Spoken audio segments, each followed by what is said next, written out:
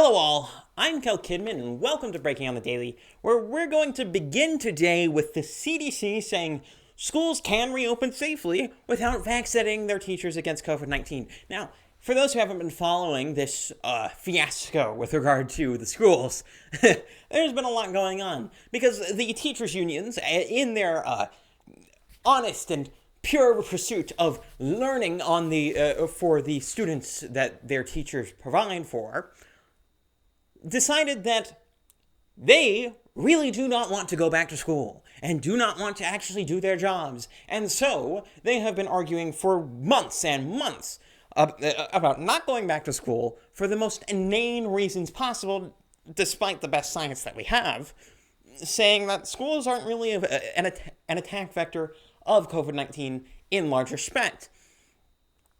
And the CDC has over and over again reputed them for this. And as some of you might know, the CDC is not one of my favorite organizations of all time, so it's not as though I'm biased towards them in this instance. But it's quite funny to see this sort of thing going on, because of course this isn't going to end the argument. I imagine the teachers' unions are going to come out and say, no, the CDC is biased or whatnot like that.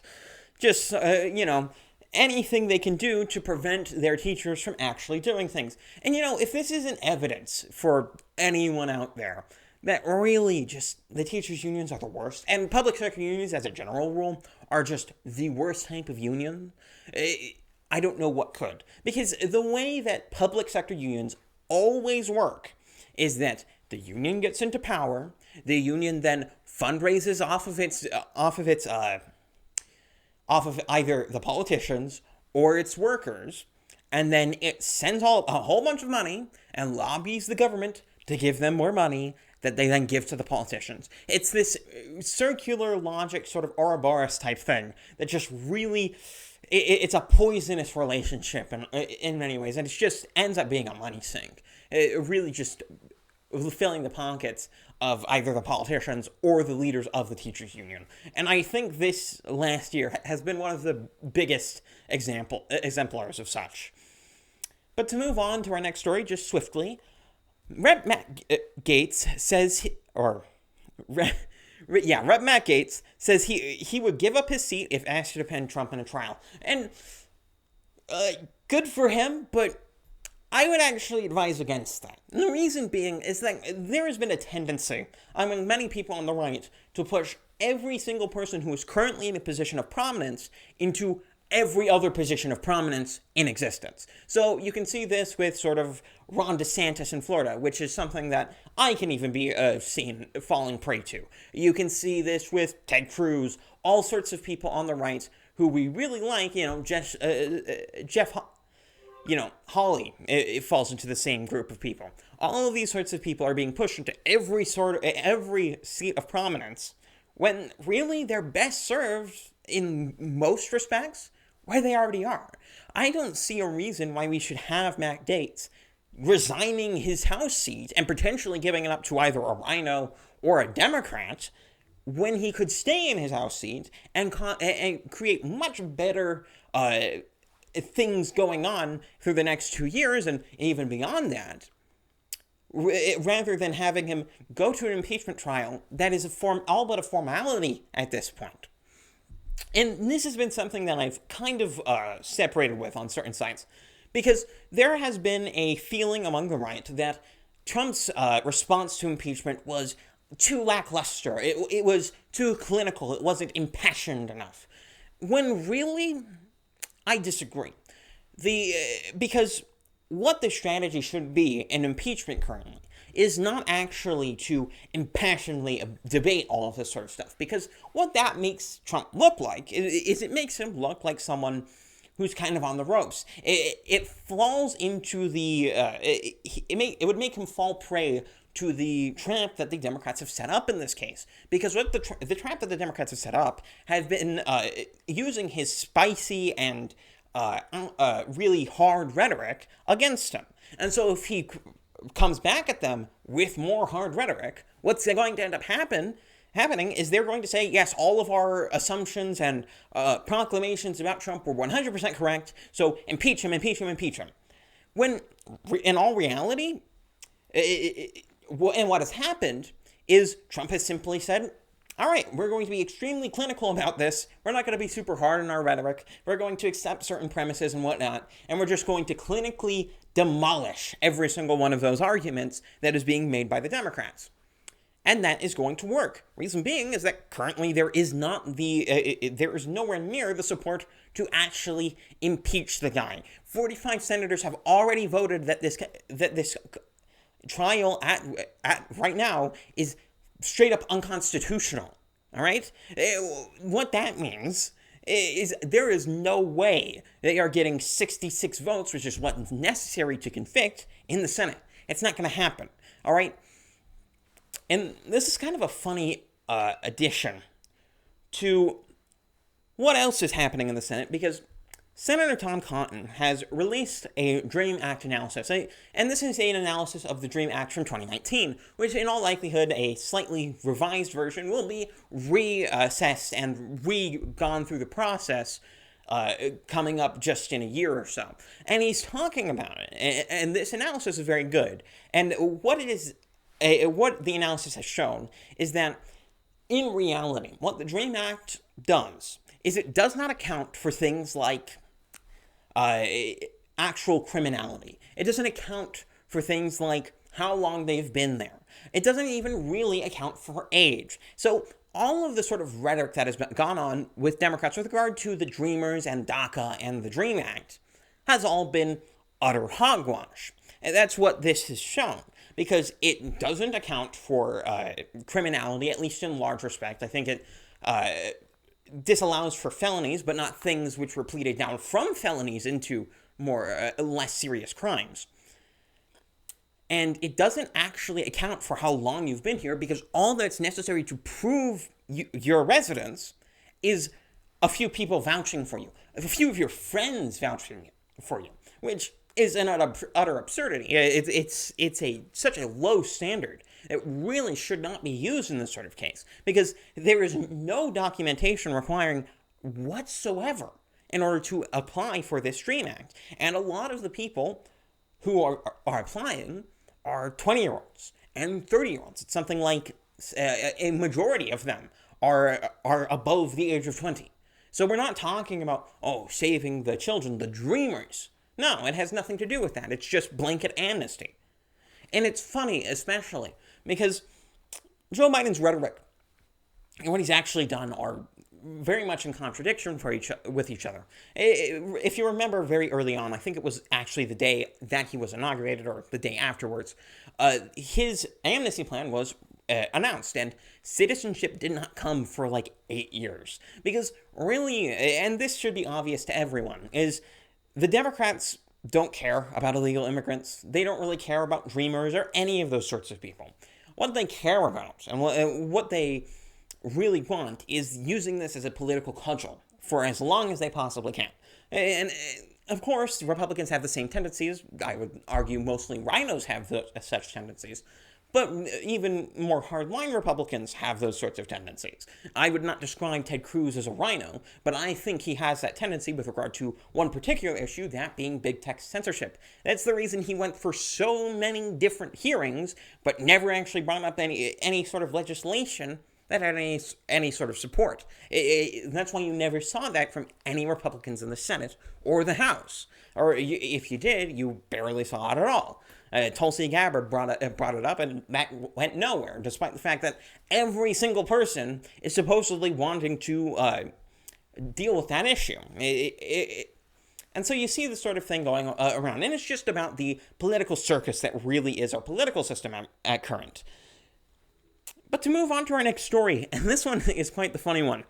Andrew Cuomo has now announced the indoor dining ban can resume now. The indoor dining ban is gone, despite the fact that COVID is now worse than when he banned it. Now, his explanation as to why he's finally removing it is because, the trajectory of cases was going differently. And the funny thing is about this graph, and the reason I brought it up, and I'll have the graph on the screen here, is this graph, it is exemplary of just how ineffective COVID-19 lockdown policies are. And to bring up an older argument that I've made is COVID lockdown policies, as they currently function, and as most of them function, is they act as a way to actually funnel people into very specific places, almost disallowing them from going anywhere else.